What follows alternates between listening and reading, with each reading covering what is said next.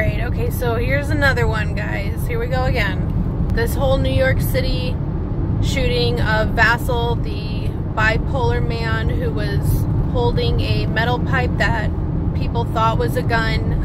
This is totally going to kick off a firestorm. This particular incident, although it's sad, we need to stop expecting police to make decisions that regular citizens wouldn't even be making.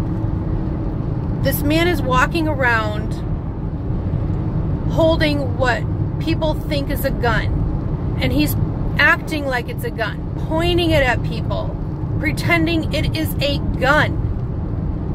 3 different people called in saying he had a gun.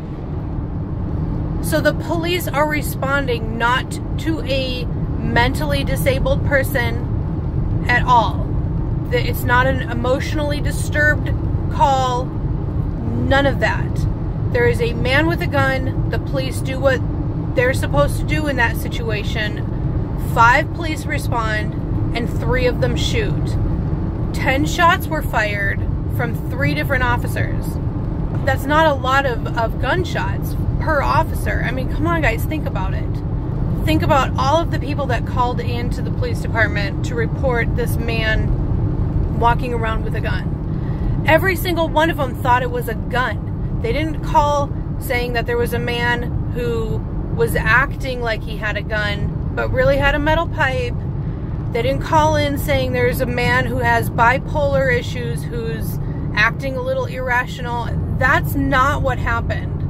And I think that we do have issues with training and the level of stress that officers are dealing with on a daily basis that makes them make decisions that are maybe not the best, or they're heightened and stressed and making poor decisions like any human would.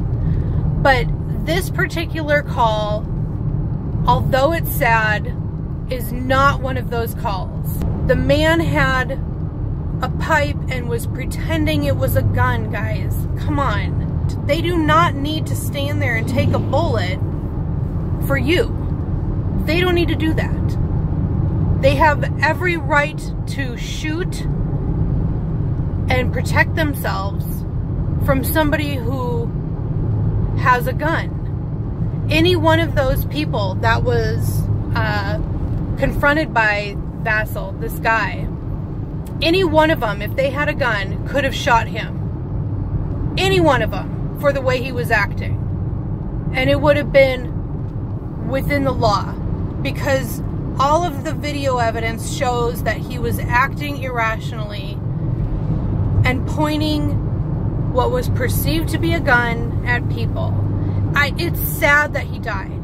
And you know what's sad is that everyone is saying how they knew he had mental issues or emotional issues, and nobody got him help. People can go way off the deep end if they are not being treated by a doctor and they have bipolar. I mean, that's a really, really serious issue. So the community, when they see this kind of thing, they need to help that person, because every single person in that community who knew him and let him act that way and didn't try to help him get any kind of assistance from doctors or psychologists or something, let him down. And they let his kids down. And now his kid is going to be raised without a father because of this. They all knew this guy. They knew him to be this way.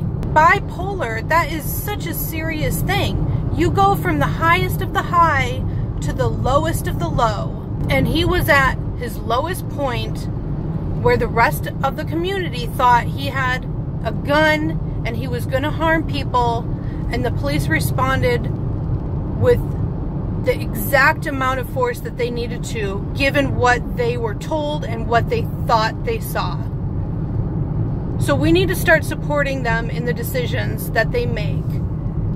It's not always right, and it never will always be right. It never will be that. We will never, ever have that.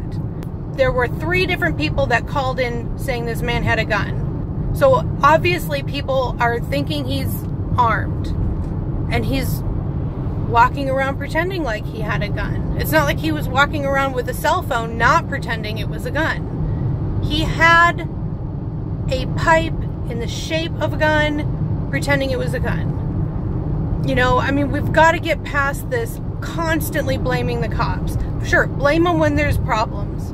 Blame them when there's something real. But this is not one of them. And I'm so disappointed in people going instantly to that accusation, because they put their life on the line all the time for you. They do that for people every day. Maybe not you. Maybe you've never had to call the police. Maybe you've never had to have them respond and help you out. But there are people every single day who call the police and they respond, and the police put their life on the line for somebody every day. Every single day.